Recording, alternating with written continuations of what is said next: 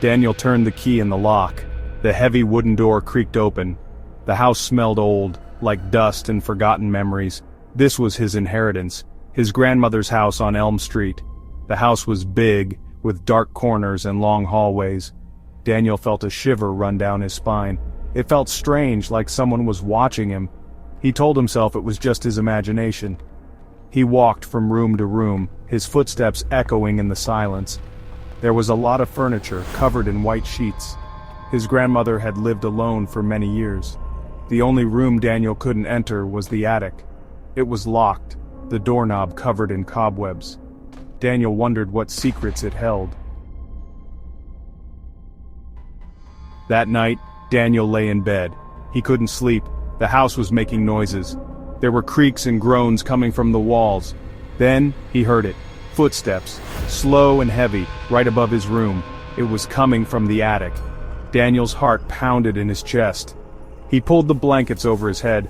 He tried to tell himself it was just the old house settling. But deep down, he felt a chill of fear. The footsteps stopped. Silence returned. But Daniel lay awake for a long time, listening to the sounds of the old house. The next night, Daniel was even more nervous. He lay in bed, listening to the house. He heard the creaks again. He waited for the footsteps. But something else happened. Whispering, faint and raspy, coming from the attic door. Daniel couldn't make out the words. What was being said? Who was up there? Fear turned to curiosity.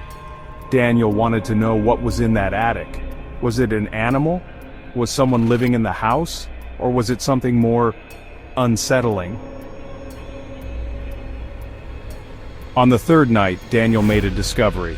The attic door, always locked, was slightly ajar. The lock was broken. He felt a rush of fear, but he had to see what was inside. He took a deep breath and pushed the door open.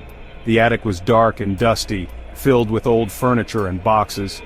Dolls stared at him with glassy eyes, and in the corner a rocking chair moved slowly back and forth. Suddenly a voice broke the silence. It was soft, yet close to his ear. "You're sitting in my chair," it whispered. Daniel froze. No one was behind him. The voice seemed to come from the rocking chair itself.